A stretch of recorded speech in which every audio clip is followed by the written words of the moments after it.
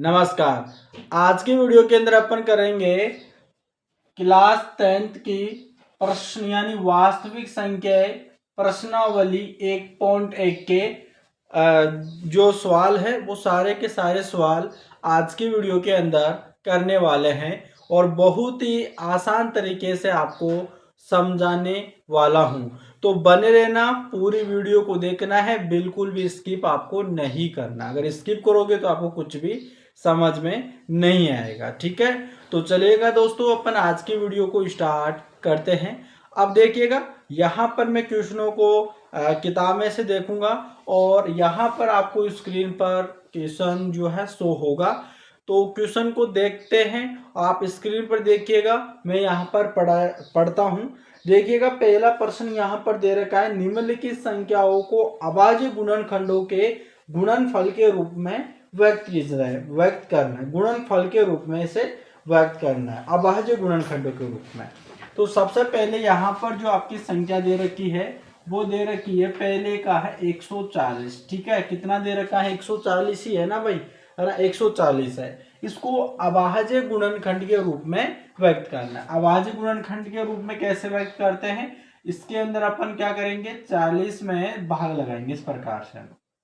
सबसे पहले 2 का लगाते हैं, जिसके लास्ट में अगर 0, 2, 4, 6, 8 आ जाए ना, तो अपन 2 से स्टार्ट करते हैं। ठीक है, तो चलिएगा, अब यहाँ पर करते हैं 2 सते 14 और यहाँ पे आ गया 0, फिर 2 से लग जाएगा और 2 तिया 6 और 2 पच्चीस 10, 35 आ गया। अब यहाँ पर अभाज्य संख्या आ गई है, तो इसमें आपका 2 का भाग तो लगेगा नहीं, इसमें 3 का नहीं लगेगा, 4 का भी नहीं लगेगा, 5 का लग जाएगा, यानी 5 साते 35 और साथ में 7 का ही लगेगा, तो यहाँ पर 1 आ जाएगा। यानी कि जो आपने ये किया, जैसे यहाँ पर किया है ना, 2 मल्टीप्लाई 2 मल्टीप्लाई 5 मल्टीप्लाई 7 और इसका ये मल्टीप्लाई 1, यही आपका क्या है, अभाज्य जो है गुणनखंड के रूप में। यानी देखो, 2 जो है 2 बार आ रहा है, तो यहाँ पर 2 की पावर 2 कर दो। मल्टीप्लाई 5 एक बार है तो 5 एक बार लिख दिया, और 7 और मल्टीप्लाई 1। ठीक है, यह आपका अभाज्य गुणनखंड के रूप में इस प्रकार से आपको व्यक्त करना है। ठीक है, चलेगा। अब दे रखा है हमारा अगला, यहाँ पर 156। ठीक है, इसके भी अपन अभाज्य गुणनखंड कर लेते हैं। यहाँ पर देखिएगा 156। ठीक है, 156। सबसे पहले क्या करना है, इसमें भाग लगाना है। तो 156 में सबसे पहले किसका भाग लगेगा? लास्ट में 6 आ रहा है, तो यहाँ पर 2 का भाग लगेगा। 2 का लगाते हैं, 2 सत्ते 14 आ गया, एक हासिल, 2 अंटे 16 आ जाएगा, फिर लास्ट में 8 आ रहा है, तो मतलब 2 का भाग लगेगा। 2 तिया 6, एक आध 2 नीम 18। ठीक है, अब देखो लास्ट में 0, 2, 4, 6, 8 नहीं आ रहा है, तो अब 3 का लगा के देखेंगे, तो 3 का लग जाएगा, तो 3 एकम 3 और 3 तिया 9, फिर यहाँ पर क्या आ गया, 13 आ गया है, तो 13 तो आपका 13 में ही लगेगा क्योंकि अभाज्य संख्या है। अब देखो यहाँ पर आपने क्या क्या किया, इसमें 2 मल्टीप्लाई, ठीक है, 2 मल्टीप्लाई 2 मल्टीप्लाई 3 मल्टीप्लाई 13, 2 यहाँ पर 2 बार, तो 2 की पावर 2 कर दो, मल्टीप्लाई 3 मल्टीप्लाई 13, यह आपका अभाज्य गुणनखंड के रूप में व्यक्त हो जा रहा है। यहाँ पर यह आपका फाइनल आंसर होगा। ठीक है, यह आपका आंसर होगा, यह आपका आंसर है। ठीक है, अभाज्य गुणनखंड के रूप में। अगला यहाँ पर दे रखा है, यहाँ पर 3850। ठीक है, क्या दे रखा है? 3850। तो इसका भी अपन कर लेते हैं। देखिएगा, यहाँ पर तीसरा है आपका 3850। ठीक है, 3800 कितना है? 3825 है ना। आप क्वेश्चन में देखते रहिएगा। ठीक है, 3825। अब इसके अंदर देखिएगा, 3825 के अंदर 2 का तो नहीं लगेगा क्योंकि लास्ट में अंक जो आ रहा है वो 5 आ रहा है, तो नहीं लगेगा। 3 का लग जाएगा इसमें, 3 का लगाते हैं। देखो, 3 एकम 3 और 3 दूनी 6। ठीक है, 2 बचा इधर, 3 सत्ते 21, एक बचा, 3 पंजे 15। ठीक है, फिर से 3 का लग जाएगा इसके अंदर। देखो, 3 चौक 12 और 3 दूनी 6 और 3 पंजे 15। ठीक है, अब क्या 3 का लग जाएगा क्या इसके अंदर? तीन का नहीं लगेगा भाई अब, ठीक है, 5 का लगेगा अब डायरेक्ट, ठीक है। 5 का लगाते हैं इसके अंदर, 5 इंटू 40, 2 बचा, 5 पचे 25, फिर से 5 का लग जाएगा, 5 कम 5, 3 बचा, 5 आते 35, और यहाँ पे 17 आ जाएगा, ठीक है। ये 17 लिख दिया। अब क्या करना है आपको, जितने भी ये फैक्टर किया आपने, जैसे यहाँ पर लिखता हूँ मैं 2 सॉरी 3 है ना, यानी 3 मल्टीप्लाई 3 मल्टीप्लाई 5 मल्टीप्लाई 5 मल्टीप्लाई 17, ठीक है। तो देखो 3 जो है 2 बार आ रहा है, तो 3 की पावर 2 कर दो, मल्टीप्लाई 5 2 बार आ रहा है, तो 5 की पावर 2 कर दो, मल्टीप्लाई 17 कर दो, ठीक है। ये आपका फाइनल आंसर हो जाएगा, किसका, 3850 का। ये आपका अभाज्य गुणनखंड के रूप में हमने इसको व्यक्त कर दिया, ठीक है, चलेगा। अब अपनी जो है अगली संख्या लेते हैं, ठीक है। अगली संख्या यहाँ पर आपकी क्या है, आप क्वेश्चन में देखते रहिएगा भाई, जल्दी से आप भी करो, ठीक है। तो अगली संख्या यहाँ पर आपके 5005 है, ठीक है। कितना है, 5005 है। तो यहाँ पर 5005 का लेते हैं भाई, 5005, ठीक है। थोड़ा इसको इधर लिख लेते हैं, 5005। अब इसके अंदर यानी 5005 के अंदर अपन भाग करते हैं। तो सबसे पहले किसका भाग लगेगा, देखो भाई, 2 का तो नहीं लगेगा, 3 का लगेगा, देखते हैं। 3 दूनी 6, ज़्यादा 3 एकम 3, फिर 2 3 पंजे 15, 3 सिंह 18, 2 बचा, 3 का नहीं लगेगा, 4 का नहीं, 5 का लगेगा इसके अंदर पहले, है ना, 5 का लगाया, देखो 5 एकम 5, ये 0 आ गया, ऊपर 5 एकम 5 आ गया, ठीक है। अब किसका लगेगा भाई, 5 का, 5 दूनी 10, 5 का तो नहीं लगेगा, 6 का नहीं, 7 का लगेगा, ठीक है। 7 का लगा के देखते हैं, देखो 7 एकम 7, एक बार गया, 3 बचा, 7 चौक 28, 2 बचा, 7 तिया 21 आ गया, ठीक है, 21 आ गया। अब इसके अंदर 7 का 7 दूनी 14, 3 बचा, 3 फिर शेष फल जो है 3 बच रहा है, तो नहीं जाएगा 7 का। 8 का नहीं जाएगा क्योंकि ये सम संख्या है। 9 का भी नहीं जाएगा, 10 का तो जाएगा नहीं, 11 का, 11 कम, हाँ 11 का चला जाएगा, देखो 11 कम 11, फिर 3 बचा, 11 तिया 33, ठीक है। अब 13 के अंदर 13 का ही भाग जाएगा। तो यहाँ पर जो आपने फैक्टर किया है वो फैक्टर है 5 मल्टीप्लाई 7 मल्टीप्लाई 11 मल्टीप्लाई 13, ठीक है, ये फैक्टर है। अब दो, कोई ऐसा अंक नहीं है जो 2 डबल बार आ रहा हो, तो नहीं आ रहा है तो अपन इसको ऐसे लिख देंगे, 5 गुणा 7 गुणा 11 गुणा और 13, ये आपका अभाज्य गुणनखंड के रूप में हमने इसको व्यक्त कर दिया, ठीक है। अब यहाँ पर लास्ट आपके बचा है 7429, ठीक है, क्या बचा है, 7429, इसको भी अपन जल्दी से यहाँ पर कर लेते हैं, चलेगा। यहाँ पर है आपका अगला 7429, ठीक है। इसके अंदर आपको भाग लगा के देखेंगे, 4729 के अंदर पहले अपन देखो, सबसे पहले 2 का तो नहीं जाएगा, 3 का लगा के देखते हैं, 3 दूनी 6, 1 बचा, 3 चौक 12, 2 बचा, 3 सत्ते 21, फिर 19 बच जाएगा लास्ट में, तो 3 का नहीं जाएगा, 4 का नहीं जाएगा, 5 का नहीं जाएगा, 6 का भी नहीं जाएगा, 7 का लगा के 7 नहीं जाएगा, ठीक है। बस 7 के किसी पहाड़े में लास्ट में कोई आता है, 7 है ना, 7 7 49, तो एक बार 7 का लगा के देखते, 7 एकम 7, यहाँ पर टूट गए, 7 सिंह दिया, नहीं जाएगा, लास्ट में 9 ही बच रहा है, तो कहाँ से जाएगा, 8 का भी नहीं जाएगा, 9 का नहीं जाएगा, ठीक है। इसके अंदर किसका जाएगा भाई, एक बार आप देखो, ठीक है, 17 का चला जाएगा शायद, है ना, 17 का चला जाएगा इसके अंदर, 17 एकम 17, 7 दूनी 34, 7 51, 7 चौको 68, सर क्या, 7 चौको 68, और 7 चौको 68, 2 उधर के 6, 62 हो गया, ठीक है, 62 बचा यहाँ पे। अब इसके अंदर चला जाएगा, देखो 17 एकम 17, 7 34, 7 51, ठीक है, यानी 3 बार चला गया, 17 51।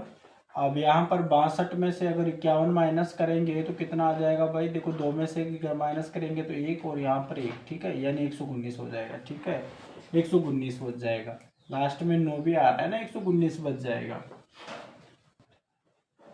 17 का अपन फाड़ा पड़ेंगे तो 17 7 119 आ रहा है, मतलब 7 बार में जा रहा है, ठीक है, 7 बार में जा रहा है। तो यहाँ पर 400 जो है 37 यहाँ पर आ गया है। 17 17 दूनी 34, 34 6 और 3 9, यहाँ पर 9 बचे 97 नहीं जाएगा, 17 का नहीं जाएगा, 18 19 का चला जाएगा इसके अंदर। ठीक है, गुन्नी कम गुन्नी, गुन्नी दूनी 38। ठीक है, गुन्नी कम गुन्नी, गुन्नी 38, गुन्नी 57 ज़्यादा चला गया ना, तो गुन्नी दूनी 38, तो 43 में से 38 अगर माइनस करेंगे तो कितना बचेगा, तो 3 तो उधर के 2 उधर 5 बचेगा ना, तो यहाँ पर आ जाएगा 5 तो उधर लग जाएगा, और गुनी दूनी 38 2 बार चला गया। ठीक है, तो गुन्नी कम गुन्नी, गुनी दूनी 38, गुनी 30 57। ठीक है, 3 बार चला गया, 23 आ गया, और इस 23 में तो 23 का ही जाएगा, क्योंकि 23 में कोई ऐसा कोई फाड़ा नहीं है जिसके अंदर कोई 23 आ रहा हो। ठीक है, चलेगा। अब यहाँ पर जो आपने किया है फैक्टर, यानी 17 मल्टीप्लाई 19 मल्टीप्लाई 23। ठीक है, ये आपका फैक्टर हो गया। ठीक है, क्या हो गया, आपके फैक्टर हो गया। ठीक है, यानी अभाज्य गुणनखंड हो गया। ये आपका पहला प्रश्न, यानी प्रश्नों वाली 1.1 का क्लास 10th में जो है वास्तविक संख्या जो आपका चैप्टर है उसका पहला प्रश्न हमने कंप्लीट कर लिया है। तो चलिएगा अपन चलते बारे नेक्स्ट क्वेश्चन पे। ठीक है, चलिएगा। अब यहाँ पर आपका अगला क्वेश्चन है, और यहाँ पे मैं किताब में पढ़ता हूँ, और यहाँ पर आप स्क्रीन पर देखिएगा इसको।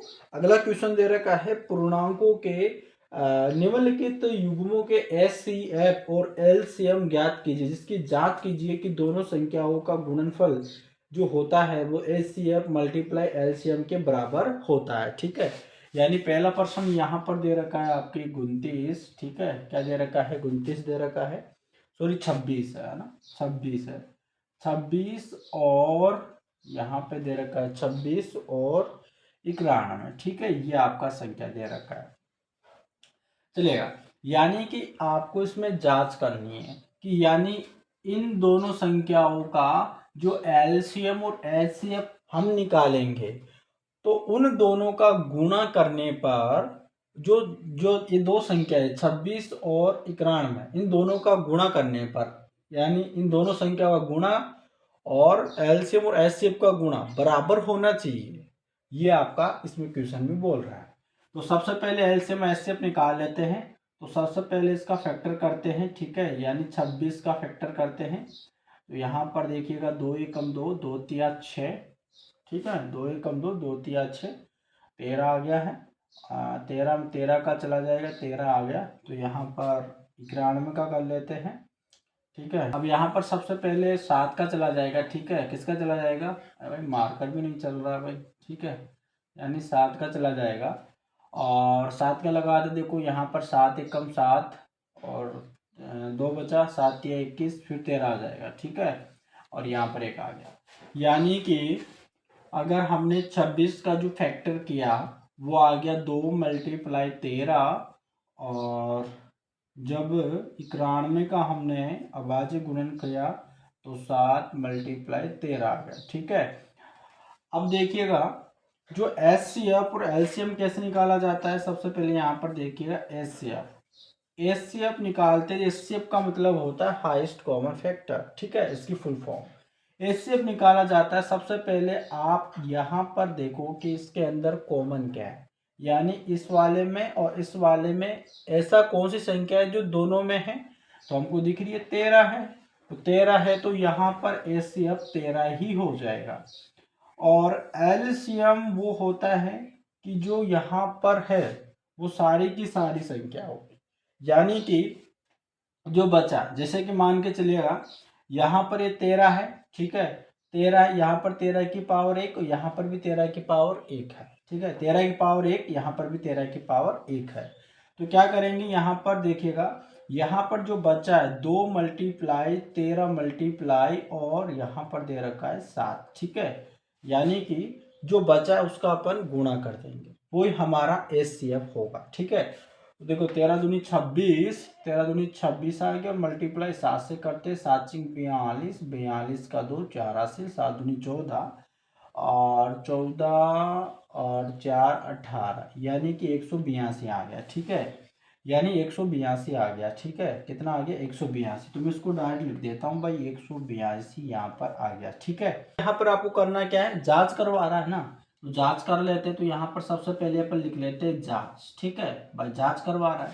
जांच यानी ये करवा रहा है कि दोनों संख्याओं का मल्टीप्लाई। ठीक है, यहाँ पर लिख देते हैं। ठीक है, अपन यहाँ पर लिख देते हैं जांच।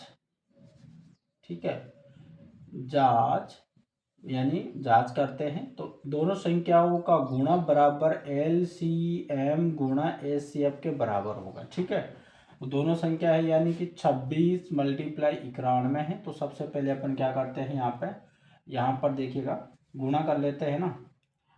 26 और 26 गुणा 91। ठीक है, करते हैं।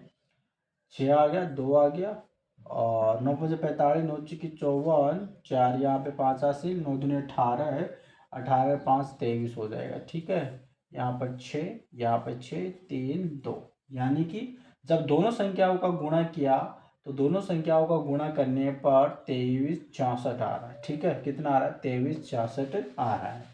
जब दोनों संख्याओं का गुणा करने पर 23 66 आ रहा है तो यहाँ पर LCM और HCF का गुणा करने पर भी आपके 2364 आना चाहिए।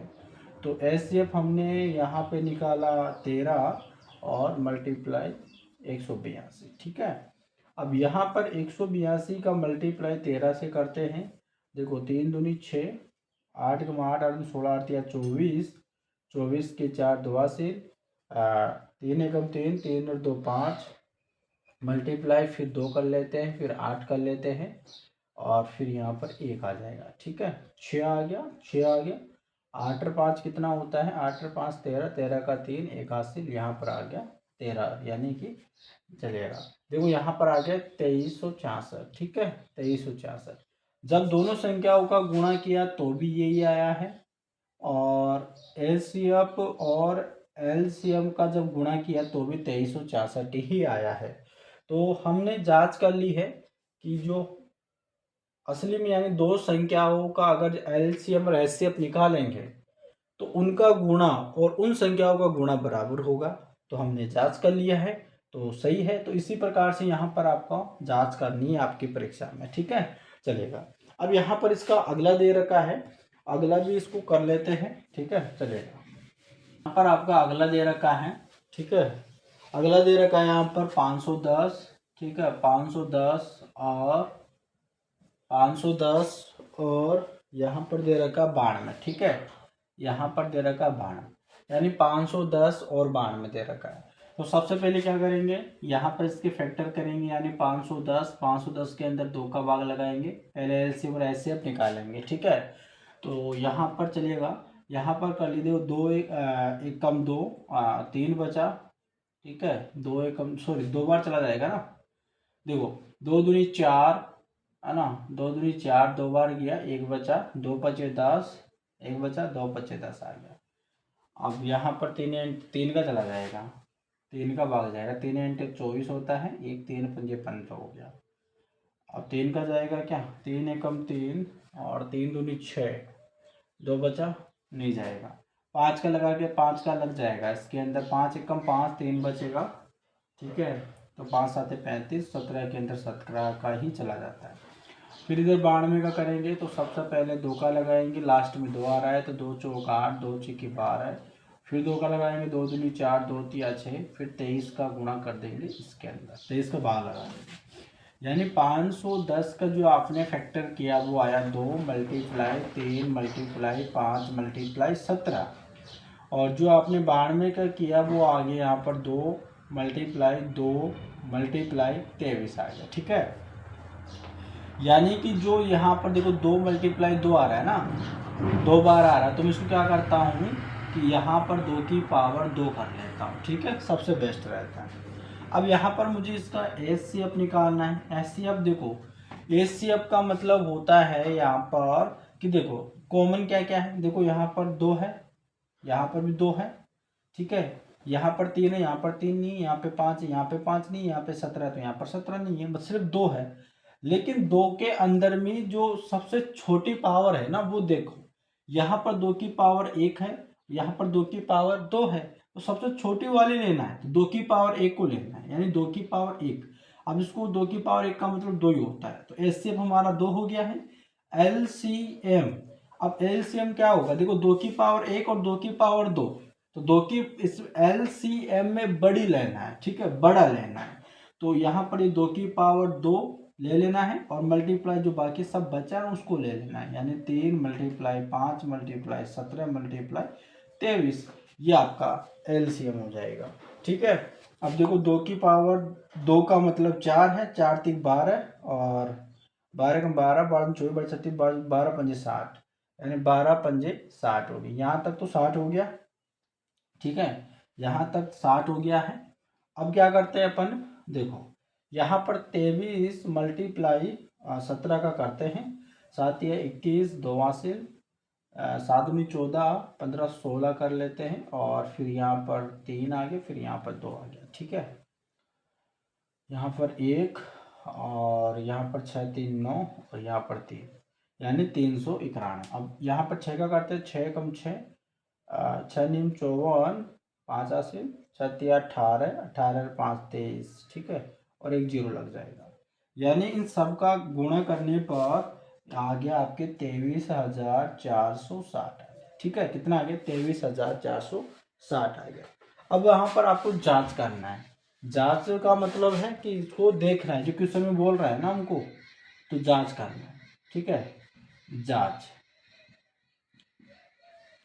जांच यानी दोनों संख्याओं का गुणा बराबर होना चाहिए एलसीएम और एचसीएफ के, ठीक है। तो दोनों संख्या आपकी कौन कौन सी थी, यानी 510 मल्टीप्लाई 92, एलसीएम आपका आ गया 23,460, 23,460 मल्टीप्लाई एचसीएफ से, यानी 2 से करना है, ठीक है। तो पहले अपन क्या करते हैं, संख्याओं का गुणा करते हैं, यानी 510 में 92 का गुणा कर लेते हैं। जीरो आ गया, 2 एकम 2 5 दूनी 10 आ गया, ठीक है। जीरो आ गया, 9 आ गया और 9 पंजे 45 आ गया। यहाँ पे जीरो, यहाँ पे 2, यहाँ पे 9 आ गया है, ठीक है, यहाँ पर 9 आ गया है, यहाँ पे 6 और यहाँ पे 4, यानी कि जब दोनों संख्याओं का गुणा किया तो 46,920 आ गया। अब इसका गुणा करते हैं, जो यहाँ पर जीरो आ गया, 6 दूनी 12 4 दूनी 8 1 9 3 दूनी 6 और 2 दूनी 4, देखो सेम आ गया, 46,920 46,920। सेम इसी तरीके से जो दूसरे पर्सन का जो तीसरा पर्सन है, ठीक है, यानी 336, यानी 336 और यहाँ पे दे रखा है 54, इसका जल्दी से आपको निकाल के कमेंट कर देना, ठीक है, क्या होगा इसका फाइनल आंसर, क्या होगा, ठीक है। एंड दोनों संख्याओं का गुणा करने पर और एलसीएम और एचसीएफ का गुणा करने पर क्या होगा, जल्दी से यहाँ पर आपको बता देना है। अब यहाँ पर आपका जो है तीसरा प्रश्न दे रखा है, और तीसरा प्रश्न ये बोल रहा है कि अभाज्य गुणनखंड विधि द्वारा निम्नलिखित पूर्णांकों के एचसीएफ और एलसीएम ज्ञात करना, एलसीएम और एचसीएफ ज्ञात करना। सबसे पहले यहाँ पर दे रखा है 12, फिर दे रखा है 15, ठीक है, 12 15 और यहाँ पे 21 दे रखा है, ठीक है। इनके हमको एलसीएम यानी एलसीएम और एचसीएफ ज्ञात करना है, ठीक है। इनका हमको पता नहीं है तो उनको ज्ञात करना है। तो सबसे पहले यहाँ पर 12 को आपको तोड़ना है, फैक्टर करना है। 2 चीकी 12, फिर 2 के लगेगा, 2 तिया 6, फिर 3 का लग जाएगा, ठीक है। फिर 15 का में 3 का लगेगा, 3 पंजे 15, 5 फिर 5 का लगेगा, 5 एकम 5। 21 के अंदर 3 का लगेगा, 3 सत्ते 21 और यहाँ पे 7 एकम 7, ठीक है। यानी कि 12 के आगे जो भी आपने फैक्टर किया, जैसे 2 मल्टीप्लाई 2 मल्टीप्लाई 3 वो लिख देना है, और 15 के अंदर जो फैक्टर किया है यानी 3 मल्टीप्लाई 5, और 21 के अंदर, ठीक है, 21 के अंदर कर देना है 3 मल्टीप्लाई 7, ठीक है, ये करना है। एलसीएम का मतलब है, देखो सबसे पहले यहाँ पर 2 आ रहा है, मतलब 2 की पावर, देखो 2 गुणा 2 गुणा है, तो इसको मैं बराबर देखो क्या लिख सकता हूँ, 2 की पावर 2 और मल्टीप्लाई 3, ऐसा तो लिख सकता हूँ ना, ठीक है। अब देखो यहाँ पर मुझे ये बताओ 2 की पावर 2, इससे सबसे बड़ी घात है तो इसको अपन ले लेते हैं 2 की पावर 2 मल्टीप्लाई, बाकी जो बचा है ना, जैसे यहाँ पर 3 बचा तो 3 आ गया, मल्टीप्लाई 5 मल्टीप्लाई 7, क्योंकि 3 तो हमने ले लिया, यहाँ का 3 ले लिया तो 3 अपन लिखेंगे नहीं।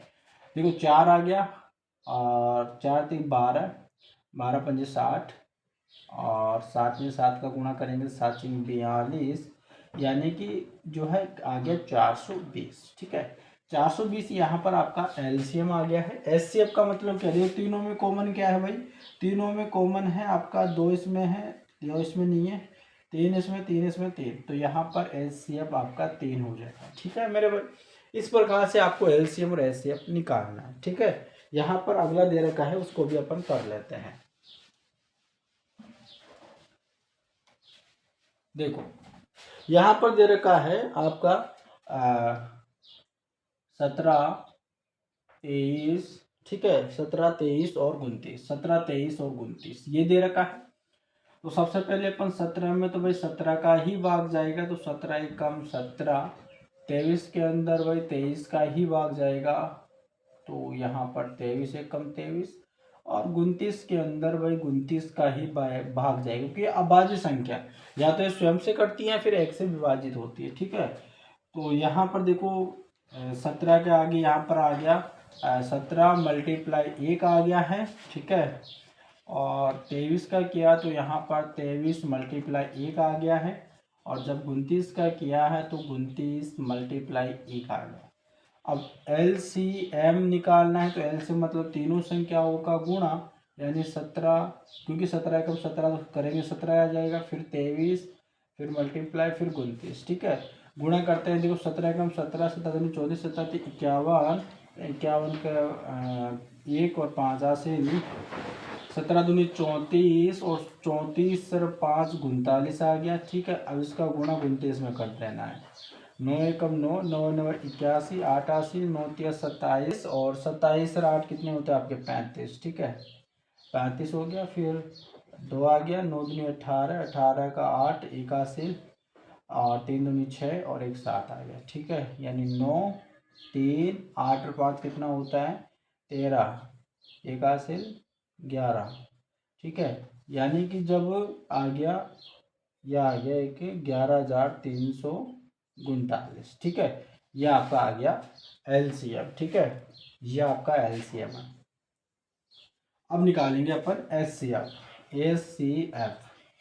SCF निकालेंगे, तो SCF देखो, यानी कॉमन क्या है इनमें, 17 तो नहीं है, 23 सब तो अलग अलग है, यहाँ पर कॉमन 1 1 1 है, तो यहाँ पर SCF इनका 1 होगा। ठीक है, इस प्रकार से चलिएगा, अगला देखते हैं।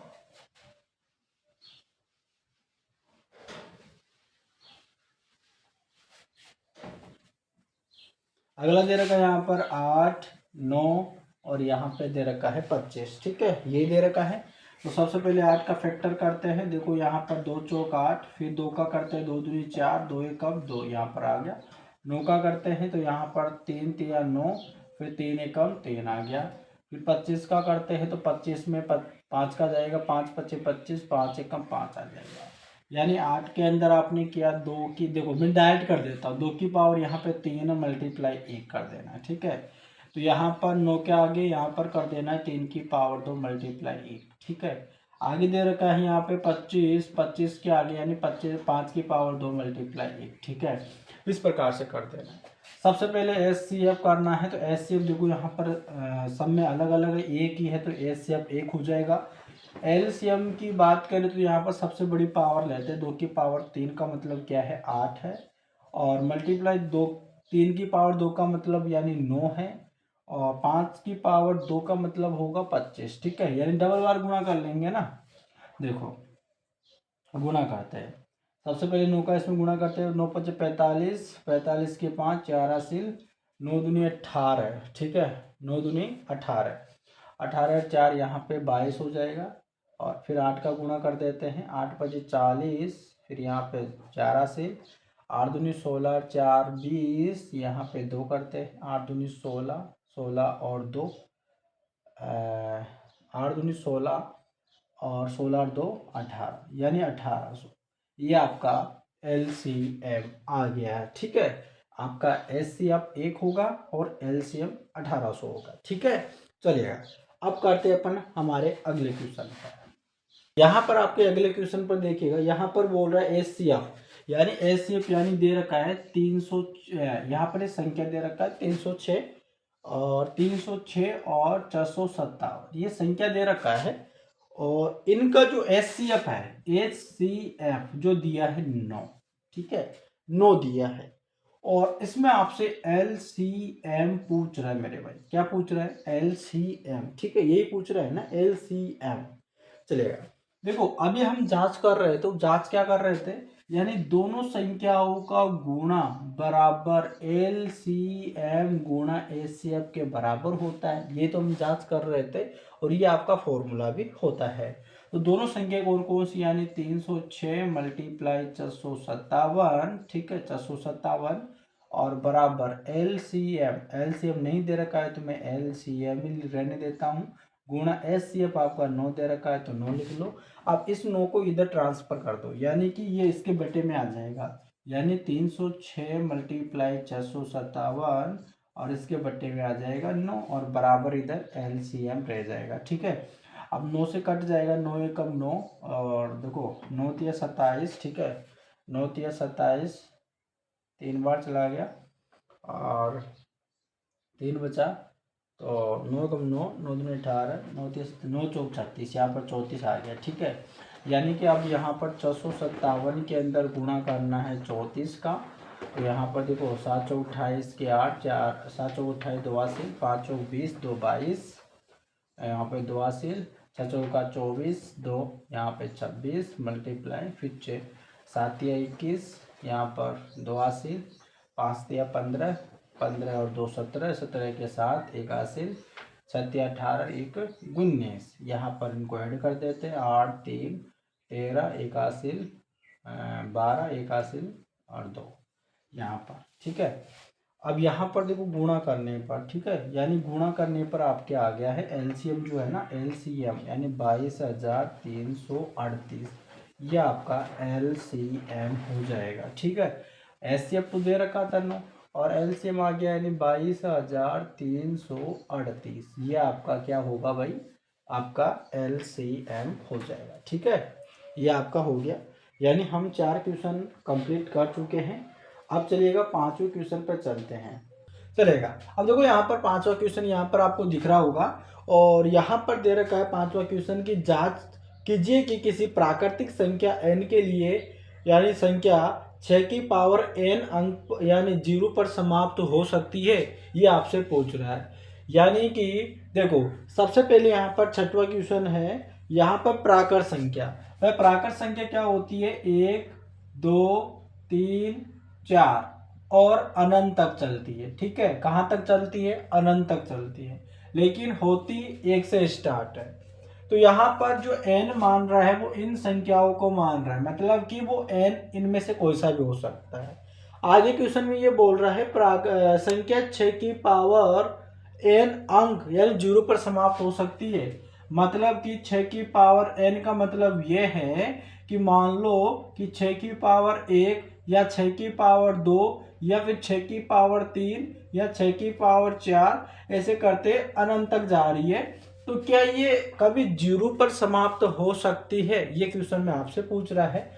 तो आप एक बात बताइए, देखो 6 की पावर 1 का मतलब 6 होता है, 6 की पावर 2 का मतलब 6 मल्टीप्लाई 6 यानी 6 चंग 36 होता है, ठीक है। इसी प्रकार से यहाँ पर 6 की पावर 3 का मतलब 6 मल्टीप्लाई 6 मल्टीप्लाई 6 यानी 3 बार होता है। तो यहाँ पर देखिएगा 0 कब आ सकता है, 0 कब आ सकता है, इकाई अंक 0 कब आ सकता है, जब 2 मल्टीप्लाई 5 में टूटा हो, ठीक है, यानी 6 में 2 गुणा 5 आ जाए तब जाकर 0 आएगा भाई, 5 दूनी 10, यानी देखो इकाई अंक क्या आ रहा है, 0 आ रहा है। तो यहाँ पर देखो 6 दे रखा है ना, तो यहाँ पर देखो 6 जो है 6 को मैं 2 गुणा 3 में तोड़ सकता हूँ, इसके अलावा कोई और इसके गुणनखंड नहीं बन सकता है ना।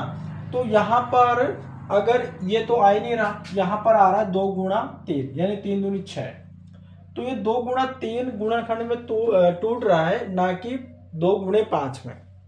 तो यहाँ पर लिख देना चूंकि 6 का गुणनखंड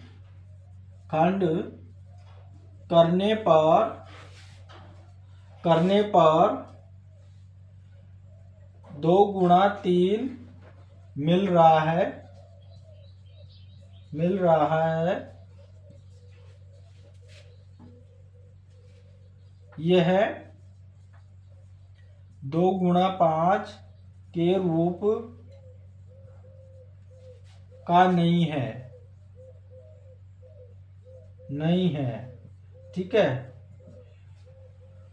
और ये कभी 0 पर समाप्त नहीं होगा, यानी ये है 0 पर समाप्त नहीं होगा। यह लाइन आपको लिख देना है। और यही आपका प्रश्न है जो 5वां, और उम्मीद कर रहे हैं कि आपको अच्छी तरीके से ये प्रश्न समझ में आ गया, ठीक है, चलेगा। अब चलते हैं हमारे अगले क्वेश्चन पे। यहाँ पर अब 6वां क्वेश्चन आपका, इसमें दे रखा व्याख्या कीजिए कि 7 गुणे 11 गुणे 13 प्लस 13 और 7 गुणा 6 गुणे 5 गुणे 4 गुणे 3 गुणा 2 गुणा 1 प्लस 5 यानी भाज्य संख्या है। तो यहाँ पर मैं इसको लिख लेता हूँ। देखो यहाँ पर दे रखा है कि 7 गुणे 11 और गुणा 13 प्लस 13, ठीक है, ये दे रखा है। दूसरी यहाँ पर है 7 गुणे 6 गुणे, ठीक है, 6 गुणे 5 गुणे 4 गुणे 3 गुणे 2 गुणे 1 और प्लस के यहाँ पे 5 दे रखा है, ठीक है। यहाँ पर प्रश्न में देखो, प्रश्न को ठीक से पढ़ना है। यहाँ पर बोल रहा है कि क्या ये भाज्य संख्या है। देखो यहाँ पर दे रखा है और यहाँ पर बोल रहा है भाज्य संख्या क्यों है, ये आपसे पूछ रहा है कि भाई भाज्य संख्या तो है लेकिन ये क्यों है, ये आपसे पूछ रहा है। तो इसको करने का तरीका जानिएगा। देखो यहाँ पे जहाँ पर गुणा गुणा होता है, जैसे यहाँ देखो, यहाँ इधर वाला पार्ट गुणा में है, इधर वाला पार्ट गुणे में है, तो ये एक पद हो गया। जब भी प्लस माइनस का आता है ना, तब पद बनते हैं। तो यहाँ पर 1 और 2 पद बना, यहाँ पर और यहाँ पर 2 पद बना, तो पद बना तो यहाँ पर कॉमन ले सकते हैं। देखो 13 यहाँ पर भी, 13 यहाँ पर है, तो 13 हमने कॉमन लिया, ठीक है। 7 गुणे 11 गुणे और सॉरी यहाँ पे 13 तो निकल गया ना, यहाँ पे प्लस बचा और 13 निकल गया, यानी 13 एकम 13, क्योंकि 13 का जब गुणनखंड करते तो 13 गुणा 1 होता है, तो 13 तो कट जाएगा, 1 बच जाएगा, तो हमने इसको 1 लिख दिया, ठीक है। अब यहाँ पर देखिएगा, इधर क्या कॉमन ले सकते, देखो इधर 5 है, इधर भी 5 है, तो 5 कॉमन लिया, बाकी यहाँ पे बचा देखो 7 गुणे 6 गुणे 5 गुणे 5 तो हमने निकाल लिया ना, 5 गुणे 4 गुणे 3 गुणे 2 गुणे 1 और प्लस का 1, यह कर लिया, ठीक है। अब देखिएगा 13 77 हो जाएगा, ठीक है, प्लस का 1 हो जाएगा 13 और गुणा यहाँ पर हो जाएगा 78, ठीक है। यहाँ तक ही है, तो इसको भी यहाँ तक करना है। तो 5 गुणे और 7 चंगी 42 हो गया और 4 × 12 और 12 दूनी 24 आ गया, ठीक है। गुणा करते हैं, 4 दूनी 8, 4 चौके 16 है, मल्टीप्लाई 4 दूनी 2 दूनी 4 और 4 दूनी 8 हो गया, ठीक है। सही है ना भाई, 4 दूनी 8 हो गया, 4 चौके 16 हो गया और 2 दूनी 4, 4 दूनी 8 हो गया, 8 10 81 9 और 1 10, यानी 1008 आ गया, ठीक है। और 1008 प्लस 9, ठीक है, क्योंकि यहाँ पर देखो 1 है ना, तो जुड़ जाएगा, तो यहाँ पर 1009 हो जाएगा। तो यहाँ पर 5 गुणा 1009 कर सकता हूँ, ठीक है। यानी कि देखो यहाँ पर बोल रहा है भाज्य संख्या क्यों है। अगर ये भाज्य संख्या नहीं होती तो देखो पहले आपको एक चीज एक और जाननी है, भाज्य और अभाज्य। ये क्या होता है, देखो भाज्य संख्या वह होती है जो स्वयं और अन्य संख्याओं से भी कट जाती है, ठीक है। और अभाज्य संख्या वह होती है जो स्वयं और 1 से ही कटती है, बाकी अदर किसी भी संख्या से नहीं कट पाती है, ठीक है। जैसे भाज्य संख्या मान के चलिएगा, जैसे 24 है, यहाँ 4 है, तो 24 देखो यहाँ पर 12 से भी कट रहा है, 2 से भी कट रहा है, ठीक है, और 3 से भी कट जाएगा, तो ये काफ़ी संख्या उससे कटेगा।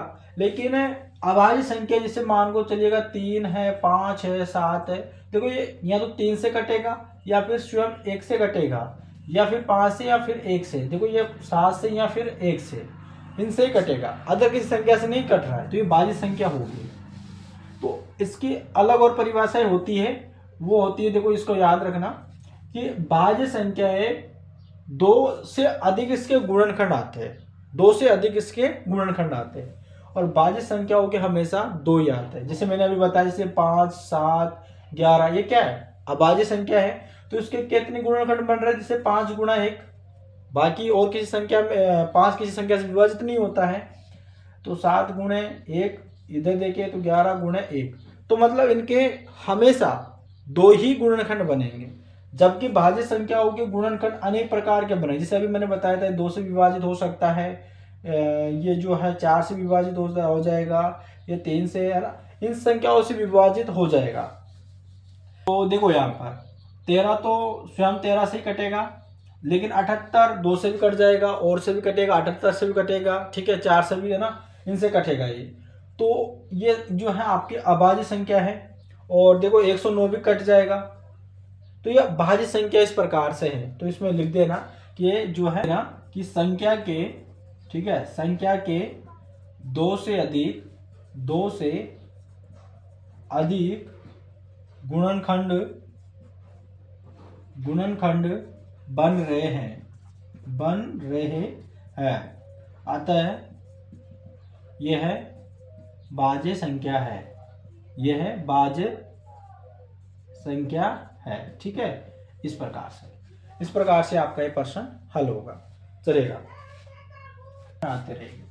यहाँ पर आपको प्रश्न शो हो रहा होगा, मैं पढ़ता हूँ। यहाँ पे पढ़ रहा है, किसी खेल के मैदान के चारों एक वर्ताकार पथ है। इस मैदान का एक चक्कर लगाने में सोनिया को 18 मिनट लगते हैं, जबकि इसी मैदान का एक चक्कर लगाने में रवि को 12 मिनट लगते हैं। तो यहाँ पर बोल रहा है, मान लीजिए वे दोनों एक ही स्थान और एक ही समय पर चलना प्रारंभ करके एक ही दिशा में चलते हैं, तो कितने समय बाद पुनः प्रारंभिक स्थान पर मिलेंगे। यानी कि एक पथ है इस प्रकार का, ठीक है, इस प्रकार से है, और यहाँ पे है सोनिया, ठीक है, यानी सोनिया है, और वो सोनिया जो यहाँ से स्टार्ट होती है, तो यहाँ से स्टार्ट होकर इस प्रकार से एक चक्कर लगाती है, और यहाँ पर इस पॉइंट पर यहाँ से स्टार्ट होकर वापस यहाँ पर आ जाती है, तो उसको 18 मिनट लगती है। 18 मिनट ही दे रखा है ना, 18 मिनट लगता है। और इसी पॉइंट से रवि भी स्टार्ट होता है, लेकिन उसको 12 मिनट लगता है, ठीक है। कितना मिनट लगता है, 12 मिनट लगता है, ये दे रखा है, ठीक है, 12 मिनट लगता है। यानी इस पॉइंट से एक ही समय में, जैसे मान के चलेगा यहाँ पर 4 बजे, ये 4 बजे सोनिया भी यहाँ से चलना स्टार्ट होती है और रवि भी यहाँ से चलना स्टार्ट होता है। दोनों यहाँ तक आने में सोनिया को 18 मिनट लग जाते हैं, रवि को 12 मिनट लगता है। तो यहाँ पर देखो चलना तो एक पॉइंट से स्टार्ट हुए ना, तो ऐसा कौन सा समय आएगा कि वो किस समय पर वो दोनों इस पॉइंट पर मिल जाएंगे। करेंगे कि इनका एलसीएम लेंगे, ठीक है, यानी 18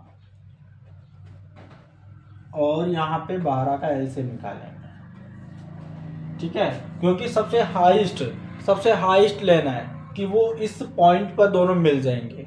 यानी एलसीएम का मतलब क्या होता है, एलसीएम वह संख्या जिससे दोनों विभाजित हो जाए, मतलब कि इन दोनों का भाग चला जाए उसमें, उसी का है। तो हमको वही तो निकालना है कि ये दोनों किस समय पर मिल जाएंगे, वो निकालना है। तो 2 में 18 और फिर 3 का जाएगा 3 तिया 9, फिर 3 का जाएगा 3 एकम 3, 2 का जाएगा 2 छिकी 12, फिर 2 का जाएगा 2 तिया 6 और फिर 3 एकम 3। यानी कि 18 का जो फैक्टर बन रहा है वो 2 × 3 बन रहा है, ठीक है। तो मैं इसको लिख सकता हूँ 2 × 3 की पावर 2, ठीक है। बाकी जो बन रहा है यानी दूसरे का 12 का बन रहा है 2 × 3, इसको लिख सकते हैं 2 की पावर 2 × 3, ठीक है। एलसीएम कैसे निकालते हैं, सबसे हाईएस्ट वाला जो है पावर लेते हैं। तो देखो पहले तो यहाँ पर लो कि देखो सबसे हाईएस्ट कौन सा है, देखो यहाँ पर इस वाले में से और इस वाले में से 2 यहाँ पर है, 2 यहाँ पर है। सबसे बड़ी पावर किसके हैं, 2 की पावर 2, इसको ले लेंगे। बाकी 3 यहाँ पर है और यहाँ पर भी 2, सबसे बड़ी पावर ले लेते हैं 3 की पावर 2, 2 की पावर 4 का 2 की पावर 2 का मतलब 4 और 3 की पावर 2 का मतलब 9, 9 चौक 36, ठीक है। यानी 36 मिनट मेरे भाई, कितने, यानी 36 मिनट पर ये दोनों मिल जाएंगे। यानी सोनिया और रवि दोनों एक ही, यानी 36 मिनट पर दोनों मिल जाएंगे। तो दोस्तों यहाँ पर आपकी प्रश्नवाली जो है समाप्त होती है और आप सभी लोग कमेंट करके बताना है कि आपको वीडियो कैसा लगा, क्या आपको प्रश्न वाली समझ में आई है। अगर फिर भी कोई डाउट रह जाता है तो आप उसे एक बार दोबारा देख लीजिएगा उस पर्सन को, लेकिन समझ में नहीं आ रहा है ना तो आप कमेंट कर दो कि सर जी हमको इसको एक बार दोबारा और समझा दो, मैं आपको उसका अलग से वीडियो बना के समझाऊंगा।